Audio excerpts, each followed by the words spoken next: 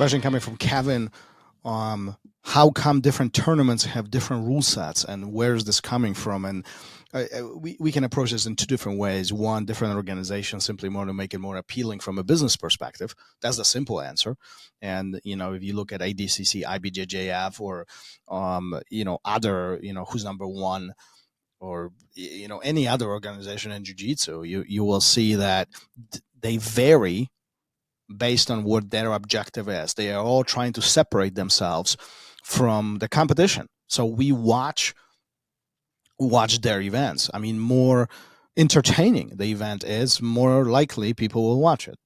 But also there's the other side of all of this, and that's the from a student side, from a competitor side. And this, I'm going to twist this question a little bit here to really talk about that part.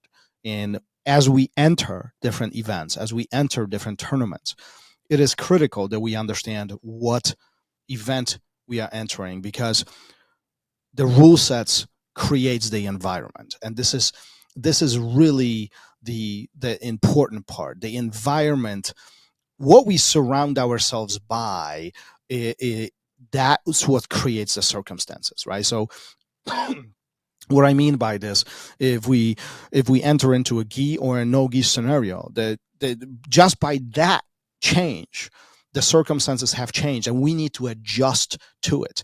Now, I'm not even talking about rule sets. I'm talking about the environments. Think about it as entering differences between jiu-jitsu, wrestling, and judo. All three phenomenal sports, but the differences are based on the rule sets that each of those sports has. Now, sometimes there is this ongoing competition or ongoing discussion, which one is better than the other. And see, in my mind, neither. That we can't identify which one is better than the other, because they are different. The rule sets are different. This is comparing apples to oranges, in my opinion. Now, can judo benefit jiu-jitsu player? Absolutely. Can wrestling help jiu-jitsu player? Absolutely. Can jiu-jitsu help wrestling or judo? Absolutely. They can all complement each other. But because the rules are different in each, it is very difficult, in my opinion, to identify which one is more dominant than the other. And here's the mind-blowing part behind this. You take a D1 wrestler entering a jiu-jitsu tournament, and they will do phenomenal with takedowns. But I do believe they will have a hard time passing the guard and dominate, especially if they end up on the bottom. The challenges will be very, very visible to that wrestler. Now, taking a jiu-jitsu player and going into a wrestling room, I mean, we can only imagine what is going to happen. Somebody who doesn't have any wrestling experience and entering into a jiu-jitsu engagement with even a very heavy, entering into wrestling engagement with very heavy jiu-jitsu experience, he will have a hard time because the environment has changed. So how do we maneuver around this? Really understanding what our environment is. This is what brings us to the point of being really, really, really successful with those individual points that we're trying to achieve. So how do we process this on a smaller scale? Well, if you're entering into an open mat, open training session, understand what the rules are. This is not a tournament. It's an open session. If you're engaging into a self-defense environment, you can't say the striking doesn't exist, because it does. Pulling guard might not be effective. Matter of fact, it might be one of the biggest mistakes you will make. And that's because that environment has changed. Going into a no-gi competition, playing a De La Riva guard probably is one of the biggest mistakes you will make, because the environment has changed. Going into a judo tournament, sitting down or pulling guard and laying down on your back will get you loss. It's over. It's done. See, so it's not how good we are, but how well we understand the rules and the environment that we enter.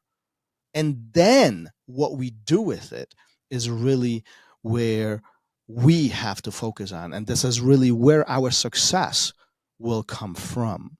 So be very careful as you do all this. These topics come up very often with many, many instructors. And I even have the question is, what do I do when this happens? And the first questions I always ask back, in which scenario?